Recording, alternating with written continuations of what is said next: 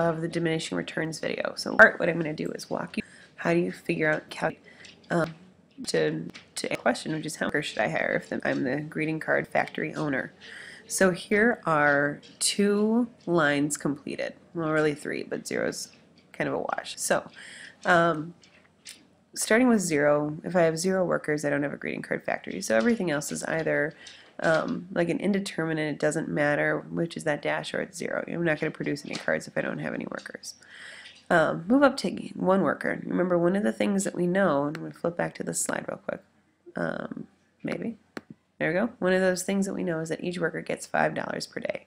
So this cost is a variable cost, and it's just $5 per worker. So it's just $5 per whatever number of worker you have here. So by the time I get to 5, my cost is going to be $25. 5 times 25, right? Or I'm sorry, 5 times 5.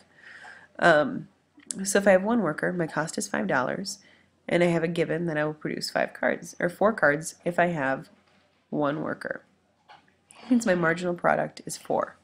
So I started out with 0 cards up here, and I could produce 4. Remember, marginal is how many, in this case with 1 additional worker. Well, with 1 additional worker, I'm making 4 cards. Okay? I'm going to skip this type of marginal return column for a moment and go to the value of the marginal product. So what, again, I'm asking about marginal product is how many more am I making given this additional worker. I'm making 4 extra. Take that marginal product 4 times 2, because we remember that we're selling each greeting card for $2, and I get 8. Because this is, that's all I'm making right now is those 4 cards. My total revenue is $8. I take 8, my total revenue, subtract 5, my total cost, and I get $3 my profit. That's how I figure out 1 worker. Now for 2 workers, what I do is I take 2 times $5 is 10. It's a given that I will then produce 9 cards.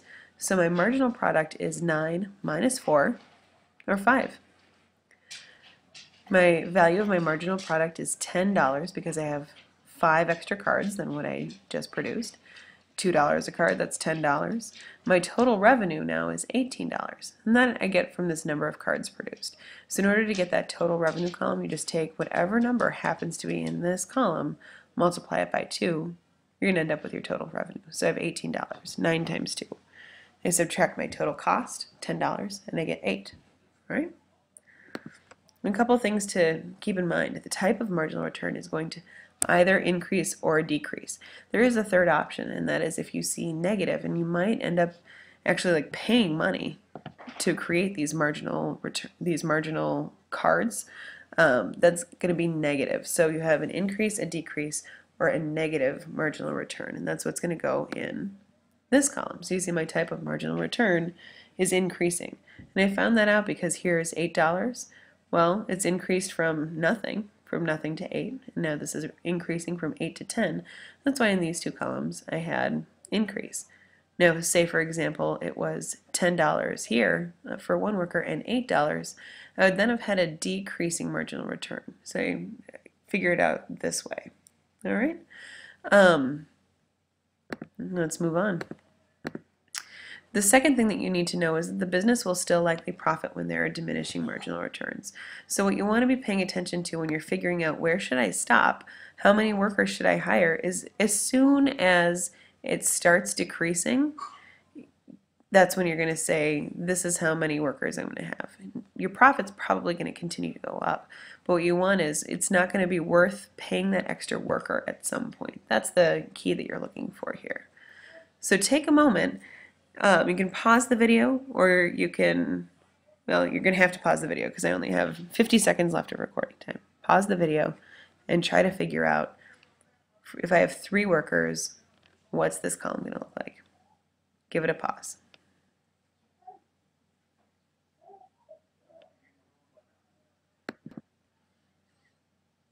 Here we go. So what you hopefully came up with is that for 3 workers, if $15 is your cost, you'd produce 15 cards. That was your given. 15 minus 9 is 6. So you'd have 6 cards as your marginal product. The value of that marginal product is $12, and because 12 is greater than 10, which was our marginal product for 2 workers, this is an increasing marginal return. So we still probably want to hire 3 workers. The total revenue is going to be 30, so 15 times 2.